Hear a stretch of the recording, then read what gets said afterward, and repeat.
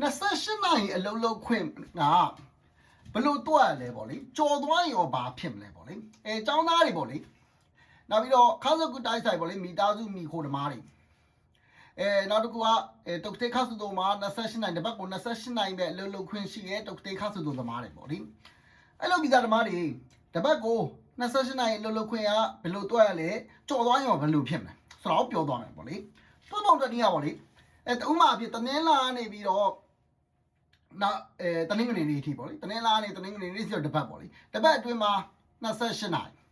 ဘယ်အချိန်ပဲတွက်ပေါ့လေဘယ်အချိန်ပဲတွက်ဆိုဘယ်နေ့ရပဲစတွက်ပေါ့လေဥမာအင်္ဂါနေပြီးတော့နောက်ပတ်တနင်္လာနေ့အထိ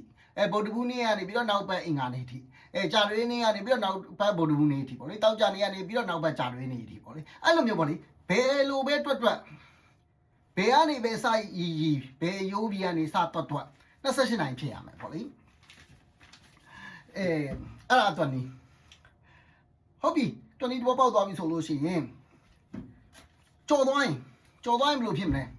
ကြော်သွားတယ်ဆိုလို့ရှိရင်ကန်စင်ပေါ့လေအလုသမားရောအလုရှင်ရောနှစ်ဦးနှစ်ဖက်လုံးစိုးကြိုးတွေရှိနိုင်တယ်ပေါ့လေအလုသမားအနေနဲ့ဗာလေစိုးကြိုးရှိမလဲဆိုလို့ရှိရင်ဥပဒေရပေါ့လေတစ်နှစ်အောက်ထောင်တယ်တို့မဟုတ်1200အောက်ငွေတန်ပေါ့လေတန်ချင်းငွေတန်ချမှတ်ခံရနိုင်တယ်ဒါပေမဲ့နေထောင်တယ်ဆိုတာတစ်ခါမကြောက်ဘူးပေါ့လေဘယ်လိုတွေကိုများတော့ဖြစ်ကြောက်ဘူးလဲဆိုရှင်ဗီဇာတလန်ပေးမတော့တော့ဗီဇာတလန်တိုးဝင်ကိုရက်လိုက်တယ်မတိုးပေးတော့အဲ့ဒါတော့များကြာဘူးတယ်ပေါ့လေ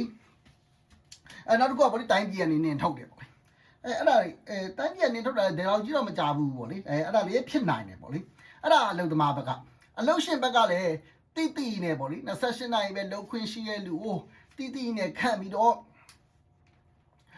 တမင်တက်ကျူးလွန်နေဆိုလို့ရှိရင်အလုပ်ရှင်ဘက်ကလည်း3နှစ်အောက်ပေါ့လေထောင်ဒဏ်3နှစ်အောက်တော့မဟုတ်1300အောက်ပေါ့လေ1300အောက်ဒဏ်ချင်းငွေချမှတ်ခံရနိုင်တယ်အဲ့လိုစိုးကြိုးတွေရှိတယ်ပေါ့ဒါကြောင့်ယူဆိုင်ပါ